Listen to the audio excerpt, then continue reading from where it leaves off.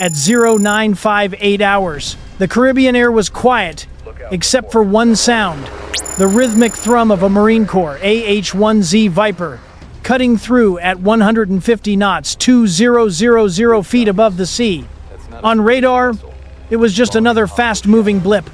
In reality, it was a precision-built solution to a problem that didn't know it existed yet. A cartel speedboat moving north from Venezuela, 45 knots, trying its best to blend into the world's bluest mistake. The Viper had launched 15 minutes earlier from the USS Wuima, a San Antonio-class amphibious transport quietly holding position east of Curaçao. The helicopter's two General Electric T700-GE-401 engines were pushing out 1800 shaft horsepower, each their turbines humming through the pilot's headset like steady breathing. Inside the cockpit, the pilot's visor glowed with data from the Top Owl helmet-mounted sight range. 18 nautical miles, closure rate 195 knots, time to weapons release just over 7 minutes. Through the FLIR, two white-hot signatures pulsed against a dark ocean background, twin Mercury outboards, each coughing out 300 horsepower of unregistered ambition. Maintenance, as usual, wasn't the cartel's strong suit. The engines were slightly out of sync, leaving a rhythm even the ocean couldn't dance to. The pilot tagged both targets in the system. Somewhere thousands of feet above a 8 amperes, Poseidon was watching the same chase unfold in high definition.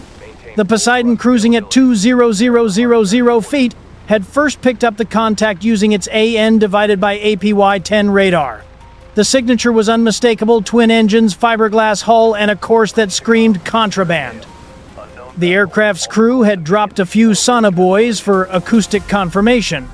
The audio playback didn't lie: 300 horsepower outboards running north on what smugglers affectionately called the Caribbean Express. For U.S. forces, it was just another data point in a maritime pattern that never ended. Below, the Viper was prepping for engagement. The cockpit was calm, the pilot running through the pre-strike checklist. Laser code set to 1113, a unique signature, so that one missile followed only one laser, ignoring everything else, including the sun or any unlucky reflection from a disco ball left over from the 1,980 seconds. The target sight system synced flawlessly, projecting every coordinate and compass bearing into the pilot's visor. The infrared turret slaved to his head movement, responding within 200 milliseconds. Every fraction of a degree he moved, the camera followed. It was less like flying and more like pointing a $200 000 helmet, doing exactly what the brain told it to. The Viper's stub wings carried 8 AGM-114R Hellfires, 4 per side, each missile 108 pounds, 64 inches long, and Mach 1.3 on a good day. They didn't care what they hit, only that they hit. For this mission, the pilot had selected direct attack mode, no fancy top-down angles needed for a fiberglass hull that might as well be a glorified bathtub. Fuse setting, instantaneous contact. Impact meant detonation immediately. The chin turret, home to the M197 3-barrel 20mm cannon, sat silent beneath the cockpit. A reminder that if missiles failed, there was always Plan B, 650 rounds of problem solving. But the pilot wasn't expecting to need it. He preferred math to mess, and at this range the numbers were lining up perfectly. Up in the digital ether, Link 16 was busy. The Poseidon's crew transmitted the latest telemetry: boat speed 45 knots, heading 350 degrees, estimated time to Venezuelan waters 15 minutes, time to Hellfire, impact 12. The equation was clear, and the smugglers were the variable that wouldn't balance. At 1006 hours, the Viper entered firing range. The pilot steadied the craft at 2000 feet, the ocean flattening below. The laser designator, armed with a quiet tone. Invisible to the naked eye, it projected a tight beam 0.64 microns of focused light that splashed perfectly across the target hull. To the Hellfire seeker, it was a neon sign in the void: "This is the one." From here, the rest was procedure, configuration, complete, all systems green. The pilot's thumb hovered over the weapon's release. In the headset, the command came through: clean and clinical Viper, 21 weapons free. He exhaled, once eyes steady on the glow of two white-hot dots. Next, move the delivery. 1,009 hours. The words on the headset were short standard irrevocable weapons release. The pilot's thumb depressed the trigger. The left rail coupler opened. A Hellfire Romeo separated, igniting its solid rocket motor and committing to its mission. In 0 seconds, the missile was a mass of controlled violence. In 2.5 seconds, it accelerated to about Mach 1.3. The thrust spike, 500 pounds of push, in the first instant, turned the world into wind. The autopilot took command, immediately folding the guidance stack, online ring laser gyro spooling, flight control laws, loaded control surfaces primed. The missile's internal self-test had checked 147 parameters pre-launch. Now, its processors ran the same checks in flight and found everything green. This was not improvisation. It was engineering executing a plan. The seeker head was already cold. Compressed argon had driven the detector toward the quoted low temperatures, roughly minus 200 degrees Celsius, to reduce thermal noise. That cooling, together with a germanium window, meant the seeker could resolve the laser's 1,113 PRF sparkle through clutter wave, glint, sun scatter, and the boat's own wakes. The seeker's field of view narrowed as it locked. A sparkle that was a dot at distance became a shape. The guidance linked that optical centroid to inertial data from the ring laser gyro spinning at roughly 40,000 revolutions per minute. Every rotation built a precise reference frame, no guesswork allowed. Flight profile, a short climb to trade velocity for altitude to build energy, then a controlled dive to intersect the target at an optimal angle. The missile arced to roughly 2,500 feet, then pivoted into a 35 degrees dive. Canards and control actuators made micro adjustments at rates invisible to the human eye. The autopilot recalculated the intercept solution 50 times per second, proportional navigation, working like a quarterback compensating for wind and a moving receiver. The math ran in milliseconds. The missile executed in microseconds. Transonic buffeting arrived as expected. Passing the sound barrier is an assault on skin and structure. Turbulent air, noisy control feedback, temperature rise from aerodynamic heating. The skin warmed toward the several hundred-degree range from friction alone. Actuators compensated. Control law loops tightened. The missile held true because its sensors and guidance continued to feed a precise, continuous solution bearing depression, angle, range, and predicted maneuvers. Back in the cockpit, the Viper held steady at 2,000 feet, a hovering witness. Link 1-6 kept the situational picture alive. The Poseidon's telemetry confirmed the intercept corridor. Sonobuoys and radar fused for positive identity.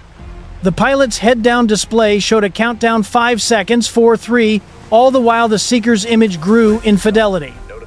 What began as a point of laser energy became an outline of hull and superstructure. The seeker could now see relative geometry and refine final approach. There was a last-second choreography inside the missile. Fins locked to a final approach trim. The flight control computer evaluated the contact model hull geometry, expected crush characteristic strike angle. The FMU-139 fuse was in arms mode, intelligent, fast, and configured for instantaneous contact. No delay was selected. The mission required an immediate transfer of energy into the target upon contact. For fiberglass, penetration was unnecessary. Maximal hull disruption and flooding were the objective. 1 second. The seeker's frame rate fed a final image. 0.3 of a second. Control surfaces held steady. Impact geometry confirmed. The crush sensor, designed to register the first structural collapse, awaited a millisecond scale change. Then, contact. The crush switch triggered. The FMU-139 issued the firing signal within a millisecond timing envelope. The 20-pound multi-purpose warhead detonated on contact. The blast was immediate and surgical. a white-hot thermal bloom that saturated the Viper's IR sensors for a heartbeat. Debris was thrown outward in an explosive radial pattern. Engines and hull fragmented into larger components. Smaller pieces sprayed out like shrapnel in slow motion under high frame rate sensors. Sensors recorded everything. The TSS captured the thermal bloom. The helmet display overlaid the scene with telemetry impact. At 1:009:00 plus 8.3 seconds from release, a timeline that fit the dossier. The Poseidon's observers logged acoustic and radar confirmation. Link 1-6 echoed the assessment vessel destroyed. Viper 21 transmitted the standard: calm, clinical, confirmatory. There was no protracted chase. There was no dramatic return salvo. The engagement lasted seconds in physical time, but minutes on the after-action clock, every sensor and datum, a line item for legal review, rules of engagement, verification, and operational accounting. The missile executed its mission with predictability. The math worked as intended. Calibration, cooling gyros, and proportional navigation converted intent into effect. A final dry note in the cockpit, the pilot cycled the turret and scanned the debris field once, then set a northerly heading for rendezvous. The machine had done its job. The sea would do the rest. Impact registered at 1:009:00 plus the expected flight time window, exactly the geometry the team had calculated. The FMU-139 instant contact fuse did its job in microseconds. The 20-pound multi-purpose warhead initiated on crush, producing a white-hot thermal bloom that saturated the helmet-mounted display and the P-8's infrared channels for a full second. The forensic timeline was clean release, climb dive contact, 8.3 seconds from rail to wreckage. That arithmetic will sit in the after-action report as calmly as a stamp. Battle damage assessment came in on a standard cadence. TSS and FLIR recorded an initial overpressure and thermal signature consistent with hull rupture rather than mere scouring. The debris field radiated outward in an approximately 100-meter radius. Larger components, engine, cowling, a partial seat frame, and identifiable sections of the transom splashed down, first followed by a long tail of expensive broken fiberglass. Smaller fragments fell like glitter. The Poseidon corroborated acoustics and radar returns. Link 1-6 logged the kill chain end-to-end. Viper 21 good effect on target, the pilot reported in measured tones, the voice of someone who knows how quickly precision becomes paperwork. Operationally, the engagement met the required checks. Target identification was multi-source AN divided by APY-10 radar, sonobuoy confirmation, and the TSS thermal signature all matched the smuggling profile. Positive clearance was in the log. Weapons free came through the net. The legal and ROE teams will find a time-stamped sensor library, hull echo laser PRF 1113 lock-seeker acquisition frames, and the Poseidon's telemetry, every element preserved for review. The chain of custody on the evidence is as strong as a gyro's spin. Tactically, the outcome was textbook. One Hellfire Romeo expended 7 remaining on the Viper's rails. One target denied. Collateral risk was low open ocean, no other contacts within the impact corridor, and a single craft profile validated by the P-8. The choice of direct attack and instantaneous contact fuse maximized hull disruption and flooding while minimizing post-impact fragmentation distance, an engineering decision matched to the target's material reality, fiberglass, and minimal structure. In plain terms, the warhead delivered force where the boat could least absorb it. From an ISR to strike perspective, this action demonstrates the value of sensor fusion and rapid decision loops. The Poseidon supplied the cueing and the acoustic confirmation.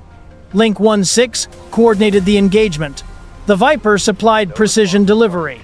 The hold chain detection, classification, targeting, strike, and BDA completed in a timeline measured in minutes for the decision loop and seconds for the kinetic effect. That coupling is the operational message. When platforms communicate cleanly, ambiguity collapses fast. Lessons for the logbook: maintain PRF discipline and secure laser control codes. Preserve sonobuoy and radar correlates for evidentiary purposes. Confirm single target engagement corridors in advance to reduce risk of fratricide or misidentification. Also carry snacks. Long patrols are long. A small human aside, dry and logged. Post-engagement actions were standard Viper orbited once at safe standoff to verify no large floating components remained and to record imagery for the damage assessment. After confirming the kill, the aircraft turned north toward Wuima for rejunction. The Poseidon continued on discreet station to monitor the area for any secondary activity or survivor recovery that would trigger a different set of protocols. Strategic messaging is unavoidable. This was an enforcement action in international waters against a platform engaged in illicit smuggling. The tactical message is precise. Advanced ISR and precision strike can neutralize high-speed maritime threats with minimal exposure to friendly forces. The broader message to those running the Caribbean Express should be equally clear. Every data point is a potential cue, and modern sensors do not forget. Final administrative notes: 1 Hellfire expended, approximate unit cost $150,000. Multiple sensor logs captured and uploaded to the shipboard evidence vault, and an AAR after-action review slated within the scheduled office period. The pilot's report was concise, the sensor feed uncompromised, and the engagement narrative matches telemetry across 3 independent systems. Incident logged.